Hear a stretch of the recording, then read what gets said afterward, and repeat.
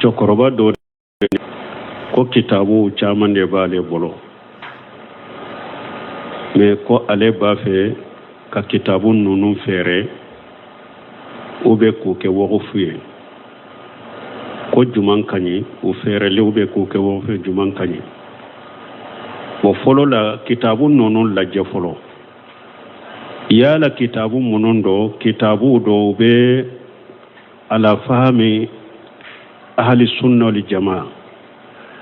yala kitabu minnu dɔ aqida kitabu ɲumanw de dɔ wa kitabu sɛgɛsɛgɛlen dɔ ni kitabu ɲumanw de dɔ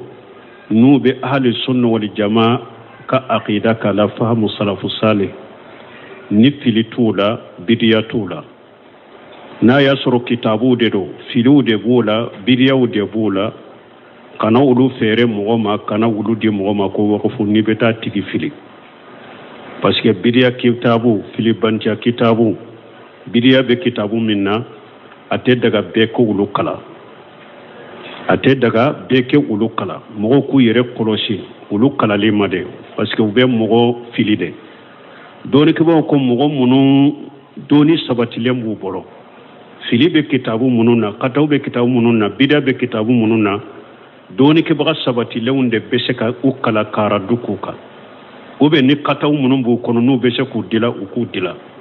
wala n'u o tɛ bɛɛ ka kalanfɛnw ye donc i ka kitabu ninnu kɔlɔsi a kana kɛ olu ye ni kitabu dɔ kitabu minnu dɔnnen don ahli sunna wal jamaa bolo u tɛ mɔgɔ fili sunna de b'u kɔnɔ aqida sahalen de b'u kɔnɔ ala fahamu salafu salih kitabu minnu b'o o cogo la i k'u kɛ di mɔgɔw ma mɔgɔ min bɛ se k'u kala k'u kɔnɔna kala k'u kɔnɔna dɔn k'a fɔ mɔgɔw ye a yɛrɛ ka yɛrɛ bɔ fili la n'u ye ka mɔgɔ bɔ fili na n'u ye o de ka fisa u fɛɛrɛli ye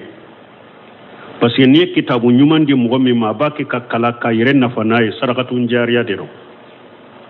u t'a fɔ ma waqfu de o ye sarakatun jariya de n'i ye kitabu ta k'a di mɔgɔ ma o bɛ compter de ko sarakatun jariya donc ka kitabu to a tigi bolo a b'a kɛ ka kala ka yɛrɛ nafa n'a ye hari fatulen kɔfɛ a baraji bɛ s'i ma hari fatulen kɔfɛ a baraji bɛ s'i ma awa hari n'a ale fana y'a di mɔgɔ min ma o y'a kalan ou bien hari n'ale fana kɔfɛ ka kitabu kɔni to duna la diɲɛ kɔnɔ n'a bɛ kalan nafa bɛ sɔrɔ a la fo ka taa diɲɛ wuli a baraji bɛ se e ma lahara hari ni sara de u b'a fɔ o de ma sadakatun jariya wala ni kitabu nafamaw dɔn ni kitabu sahalenw dɔn aqida kitabu ɲumanw dɔn u di mɔgɔw ma mɔgɔ minnu b'u kalan n'u b'u yɛrɛ nafa n'a ye o de baraji ka bɔ ka tɛmɛ i k'u fɛɛrɛ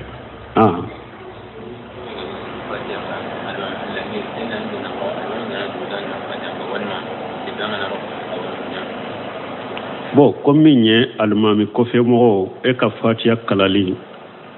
yala e b'i ka fatiya kala ni alimami tilala ka fatiya la ou bien b'a kala wagati juma bon dɔɔnikɛbaw ko kuma sahale fatiya wajibilen bɛ alimami kɔfɛ mɔgɔ la bon ni fatiya wajibiri kan i b'a kala wagati juma ni alimami bɛ fatiya kala wagati min i bɛ alimami lamɛn dɛ parce que fatiya ye urukunu de ye salli kɔnɔ ni alimami b'o kala i b'o lamɛn dɛ bon ni fatiya banna alimami bolo hari n'a dɔnna sɔra wɛrɛ la ou bien a ye kuranna yɔrɔ wɛrɛ ta e fana b'i ka fatiya kala i da jukɔrɔ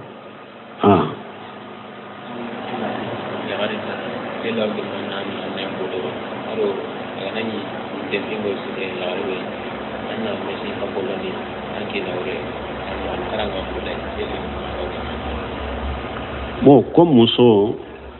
ko yala a bɛ daga i k'i nun sɔgɔ ka masiri kala wa dɔɔnikɛbaw ko baasi t'o la muso ni e bɛ ɲɛnamaya yɔrɔ la a kɛr'u ka laada ye u bɛ nun sɔgɔ ka masiri k'a la i b'i nun sɔgɔ ka masiri k'a la baasi t'o la a filanan ko a bɛ daga muso ka mesi sapo dɔ ni kunsigi t'i kun na wa i cɛ ɲɛkɔrɔ silamɛya sariya ma sɔn a ma ciden ko laana lahul wasilatu wal mutawasila muso dɔ delila ka na ciden ma a ko ne ka denmuso a kunsigi buruna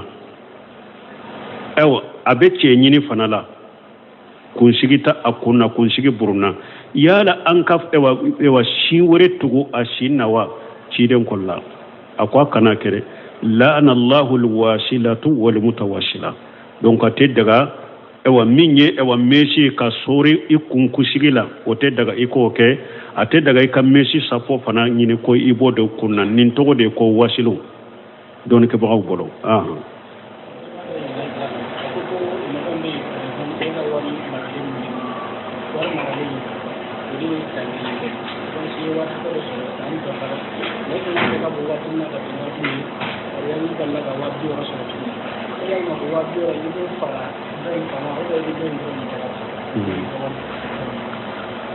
bon koni mogo min ni ka wari marale ko na a sera nisabi ma san yɛlɛmana e ko e b'a jaka bɔ e nana ka 60 wɛrɛ sɔrɔ yala i bɛ o fana jaka ka fara ka ube san yɛlɛma de bɛ makɔnɔ bon n'a y'a sɔrɔ o 60 ale lesiri ye de min san yɛlɛmana a lesiri ye o de parce que i ye minan dɔ sani o de ye 60 yi sɔrɔ donc a netija ye do a bɔra o lesiri in de la i b'a jate ka fara ka jaka bɔ de i b'a jate ka fara ka jaka bɔ de mais n'a y'a sɔrɔ wari wɛrɛ de don ani e ka baara wari ni min san yɛlɛmana tɛ ɲɔgɔn sara la pewu i ka wari de don o sɔrɔla dɔɔni kibaw dɔ ko i bɛ san yɛlɛma wari de ɲini ni o ye a bɛ komi ni mɔgɔ min ka kalo sara u tɛna ɲɔgɔn fɛ nin kalo la i ka kalo sara bɛna nin kalo la i ka kalo sara bɛna u tɛna ɲɔgɔn fɛ yala dɔɔni kibaw ko nin tigi bɛ jaka bɔ cogo di ni ko i ka kalo ta bila damana san yɛlɛma a bɛ komi san mumɛ bɛ jaka bɔ la ka taa dɔɔni kibaw ko nin sugu aw i bɛ san mumɛ bɛɛ ta fara ɲɔgɔn kan de ka jaka bɔ ni min san dafara o san dafara ni min san ma dafa a bɛ komi i ye o jaka bɔ a san dafali ɲɛ o dagara silamɛya la wala nin tigi fana a dagara ye ni ye min sɔrɔ ten i k'a bɛ jaka bɔ siɲɛ kelen i bɛ se ka fara i ka nafolo kan ko a bɛ jaka bɔ siɲɛ kelen min san dafara o san dafara min san ma dafa i kɛra mɔgɔ ye mɔgɔ min ye a ka jaka bɔ a wagati ɲɛ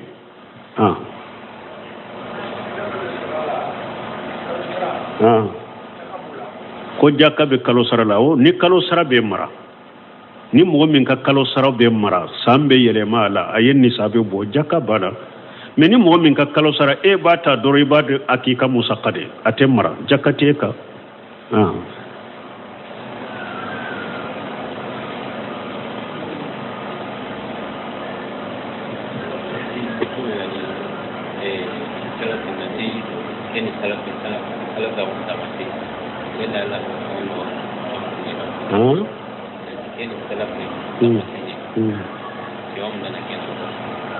bon ko k'a fɔ nin ye salafa taamanse u bɛ se k'o dɔn kitabu de dira la taa sheikhul islam dun tɛ min ka kitabu ta al aqidatul wasatiyya a bɛ aqida minnu fɔ ni mɔgɔ min b'o kan i ye salafu taamanse y'o de aqida kitabu de bɛ aqidatu tahawi aqidatul wasatiyya sheikh Bumbayi ko ni mɔgɔ min b'a fɛ ka salafu taabolo dɔn a suruma ka faranfasiya ye a nɔgɔma ko ale ma kitabu ye komi aqidatul wasatiyya min bɛ aqidatul wasatiyya b'a kɛ ka minnu fɔ mɔgɔ minnu b'o kan o de tɔgɔ ye ko salafiya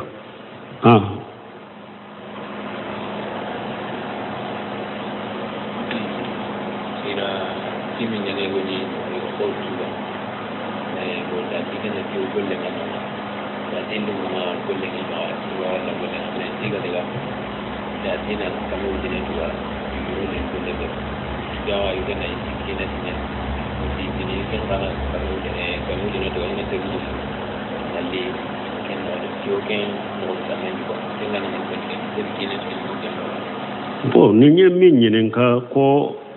dɔw de ko ale kanu ka baara kɛ ɲɔgɔn fɛ ko ale t'ale ko ale ka 100 sara fɔlɔ o kɛ fo b'a dɛmɛ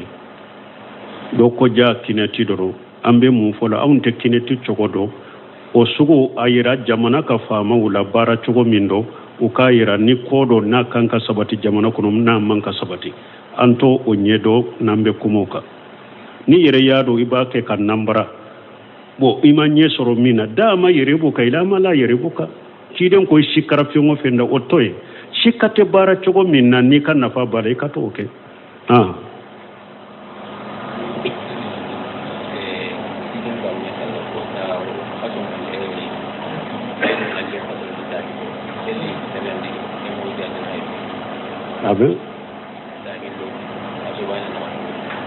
Bo ko do ko ale ka muso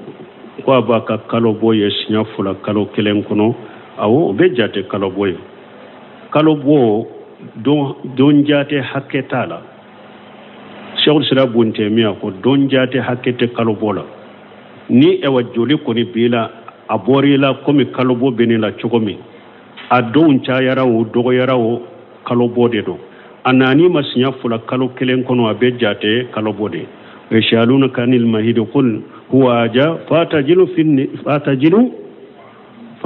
النساء في المهيد ala ko de bi nyininka kalo bola afo ko nogo de do aye mabo muso la kato ula ako ala ma hakke fo ala cide ma hakke fo ala muso do be se ka ke kalo kele kono abaka kalo boye sinya fula bal buno semino ko muso do fana be se ka ke bon kalo nani kono abe kalo boye sinya kele de ako muso do della ka fo ale kalo nani ale be kalo boye sinya kele mais ni ale ye kalo boye abe kalo kele de ke kalo boye na fana ako muso do yo fo ale o bunu simra rahimahullah ayat kitabu nyuma dilanina ad-dima'u tabaiyan lin-nisa'i donc kitabu de fulene na ayat dilanin ko sukuka minye kalo boye ani bange joli wala muso bese ka kalo boye kalo kono sinya fula abe jate kalo bode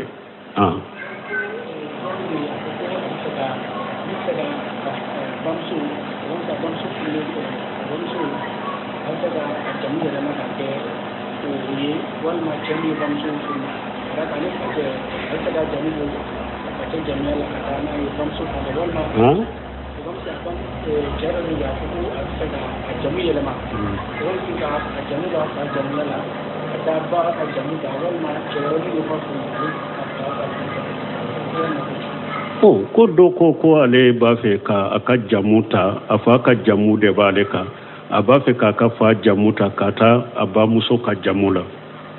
a ube ni ce wore minya ba muso furaba jamuta katola ciden ko mugo ni dambi kata mugo ma ka ki faye e yere baro ki fate ar janna kasa haramu yara innuma donc ya haramu do otebbe mugo ki ka kabila yere ma ki ka fa yere ma ki ka jamu yere ma ko beta jamu wore la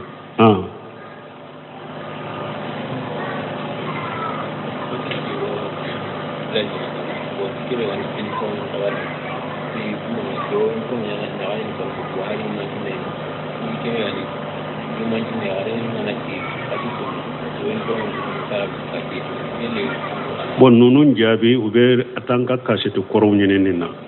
ko do ko uniforme kuru be yorola be wadden kunde be uniforme ko ne muso jigini tora kala woro be uniforme tike anya nyin kali chaman jabi ni na kasete ube o kato nyene ko lamme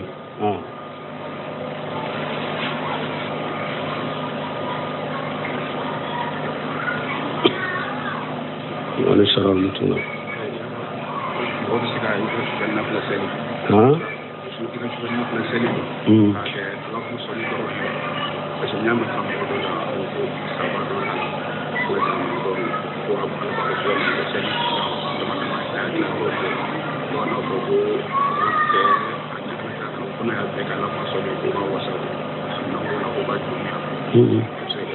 bon ko mogo do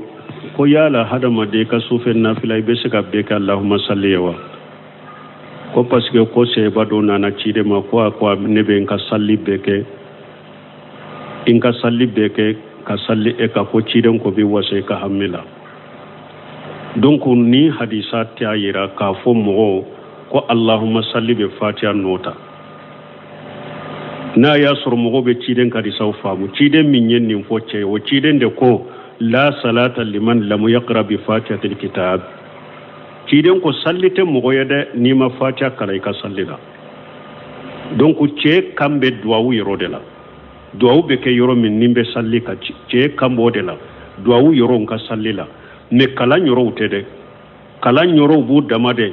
ni fatiha min kanka kala fatiha ko fe kanka sura min daka nafila ibo ka daka de ube kanka yor qur'ana yoro min daka ibo daka de i kumbele minatu kanka duwawu min ka ibo kede i sujudu to duwawu min kanka ko ube o kede wala ika tahiyala ika duwawula mana ni ka salli la iya abeke ika do beke ka salli ciden ko de bi wase ka hamila mana hari ni ma do wore ki ka salli ika do place beke ka salli ciden de ka abi wase ka hamila mi akoro to de ko allahumma salli be foyi jole o be fatiha be ka boy kala o chogote ciden ko salli te mo ya ni ma fatiha kala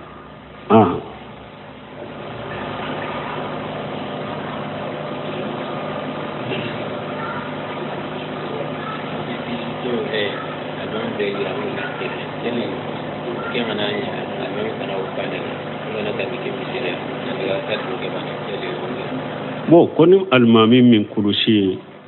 a buruna nofe a be jigali ka ba kuru fura duguma ka jigi no be misiri min ka almami yala ne ale temenaw kan ka ta salli almami kofe min ka kurusi te buru femba kawa folo na ya soro be salli misiri min na konnanjiya be se ka ke almami aka ka fini bila sunna hakela sariya hakela no konnanjiya be se ka kai ube jama min be misiri la na be se ka ɲɔgɔn bila sira kelen n'a kɛlɛ ka konnandiya k'a ye n'a b'a ka fini bila hakɛ la a bɛ konnandiya de k'a ye fɔlɔ a ka fini bila hakɛ la ni aw ye konnandiya k'a ye sa dɛsɛra ube lahala min a bɛ cogo min don mɔgɔ tɛ se ka kuma fɔ a yɛrɛ a bɛ kɛ balawu ni fitina de ye donc ni sugu ni alimami wɛrɛ b'i bolo min ka fini bɛ hakɛ la taa salli a kɔfɛ taa salli o kɔfɛ i k'ale kɔfɛ salli bila n'a y'a sɔrɔ alimami wɛrɛ t'i bolo ale de ye alimami ye k'i kɔnɔ misiri wɛrɛ si de tɛ n'i ma taa salli ale kɔfɛ dɔrɔn jama salli de bɛ taa k'i da misiri wɛrɛ tɛ wala fasiri de don a ka salli bɛ saha a yɛrɛ ye salli bɛ saha a kɔfɛ i bɛ salli a kɔfɛ nin na ka junuw b'a yɛrɛ kan mais ni salli yɔrɔ wɛrɛ t'i bolo ni salli yɔrɔ bɛ min kɔnɔ taa salli o yɔrɔ la subhanakallahumma rabbana bihamdika ashhadu an la ilaha illa anta astaghfiruka wa atubu ilayk